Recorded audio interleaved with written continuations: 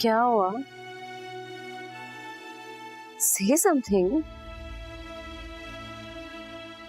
आज बाबा ने चौंका के रख दी।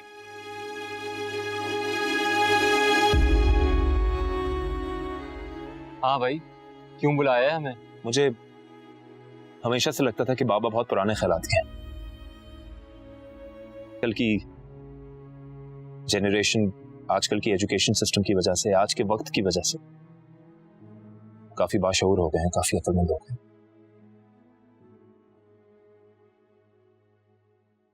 लेकिन ऐसा नहीं है।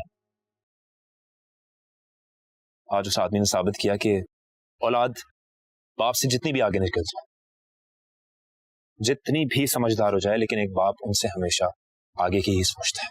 मुझे लगता है अरसलान को ना भजन ने हिस्से में थोड़ा ज्यादा नोट दे दिया।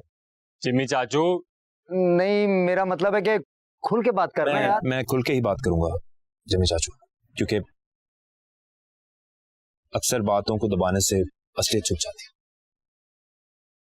मैं बाबा को एक बहुत खुदगर्ज आदमी समझता था।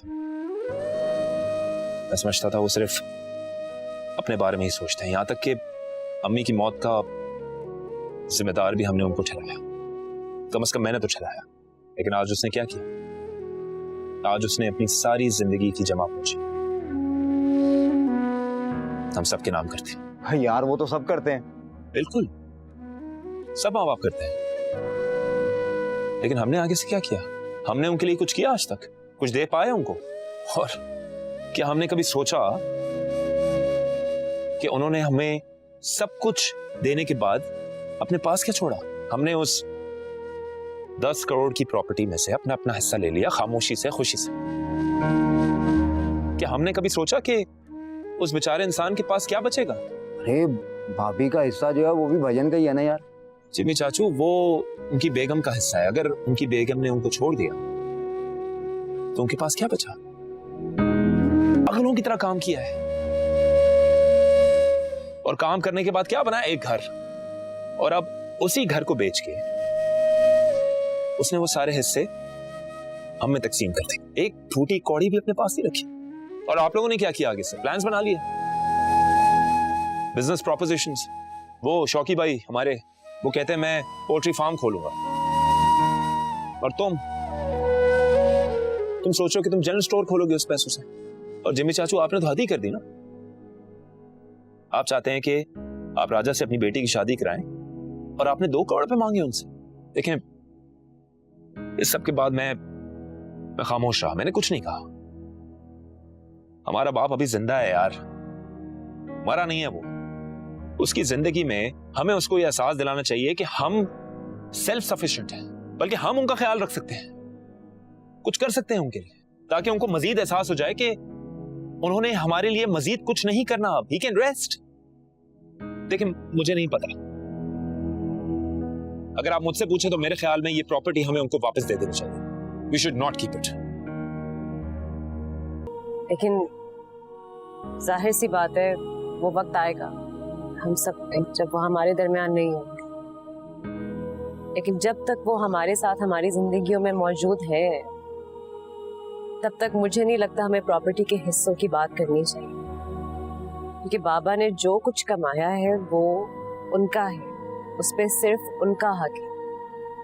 हमें ये चाहिए कि हम अपनी मेहनत से अपनी प्रॉपर्टीज बनाएं, और ये वो वक्त है कि हम अपने माँ बाप को, जो उन्होंने हमारे लिए किया, हम उन्हें वो देखें, अल्लाह उनको लंबी जिंदगी दे, वो भी जिंदा है, हमें उनके लिए कुछ करना चाहिए। बल्कि मैंने ये सोचा है कि अगर आप लोगों के पास कोई सेविंग्स हैं, कोई कमेटी निकलने वाली है, किसी भी तरह का पैसा है, आप मुझे लाके दें।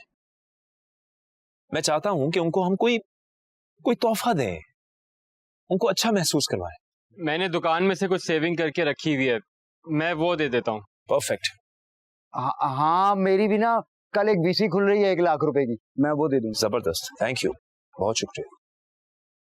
और शौकी दुआएं हैं वो। हाँ, एक काम करते हैं, सारे पैसे इकट्ठे करके ना शौकी को देते हैं, वो कुछ ले आएगा। अरे खुदा का वास्ता जिम्मी चाचू, उसको मत दे देना पैसे, कुछ नहीं आएगा जिंदगी में, डबल रोटी लाएगा इतने पैसों की वो। सही है? अच्छा सोचा तुमने। या डन डन डन, शाबाश। पक्की बात है ना? हाँ बस ठीक है। कल 1 लाख रुपए। डन है।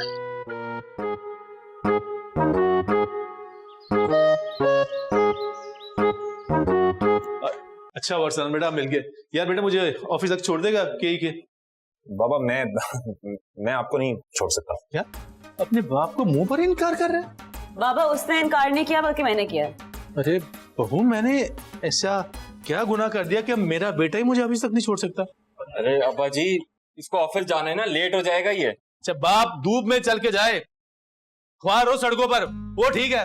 अगर ये 5 मिनट लेट हो जाएगा तो कौन सी क़यामत आ जाएगी? नहीं नहीं, बहुत बुरा लगेगा। आप पैदल चल कर जाएंगे। भला आप क्यों पैदल चल कर जाएंगे जब आपका ड्राइवर मौजूद है? चाकी पागल तो नहीं हो गए? मैं गलत गाड़ी पे बैठ के जाऊंगा या कोने से बकरा लेके उसे स्टार्ट करूंगा? अरे भाई ये हो क्या रहा है? अरे अब्बू, ना ही आपने गधे गाड़ी पर जाना और ना ही बकरे पर। क्या है? वो देखे भाईजान आपकी नई सेकंड हैंड गाड़ी, शौकी ने पैसे कम दिए हैं ना, उसकी वजह से सेकंड हैंड लेनी पड़ गई है। आप किसी एक ड्राइवर को बताना है बस। ये ले अब्बू। तो कुछ समझ में नहीं आ रहा बेटा। बाबा एक्चुअली हम सब ने मिलकर आपको गाड़ी गिफ्ट की। यार इतनी महंगी गाड़ी, इतना खर्चा करने की क्या जरूरत है? बाबा आपने पूरी जिंदगी हमें पाला पोसा बड़ा किया, सेटल करवाया। हमें इस बात की खुशी नहीं है कि हमने आपको गाड़ी दी है, इस बात का दुख है कि काफी देर बाद दी।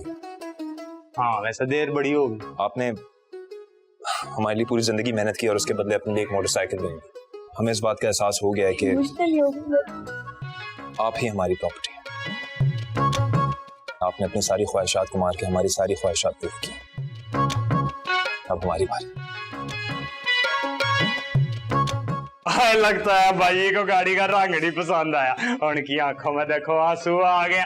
ओए भाई मैंने इनको कहा था कोई वीगो शीगो लेके दो अब्बा जी को, शो वाली गाड़ी, लेकिन ये लोग मान नहीं रहे थे। कहते अब्बा जी की उम्र के हिसाब से गाड़ी लेके देनी है। और मैंने कहा अब्बा जी तो अभी स्टिल यंग है, इतनी एज थोड़ी हुई है उनकी, है और जवान आदमी है। आयो आयो गड्डी से चलिए। हाँ जिम्मी चाचू उतर, गाड़ी गंदी कर रहा, चल ऊपर चढ़ के बैठ गया। अब भाई वैसे तुम्हारी माँ होती ना तो बहुत खुश होती।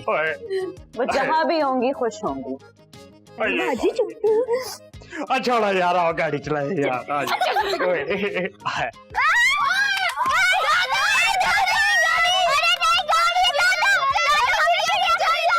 चिड़ियाघर से निकल के फिर चिड़ियाघर जाओगे? सब नीचे आ जाओ, बीच पे चलते हैं। भी चला बीच में भाई, आ जाओ सब आ जाओ, सारे आ जाओ और कोई जाओ बीच पे चलेंगे। मुझे देना, मैं चलाता हूँ। आ जाओ मैं भाई आ गाड़ी तू चलाएगा। आजा बेटा। मैं बच्चों को लेकर आता हूँ, ठीक है ना?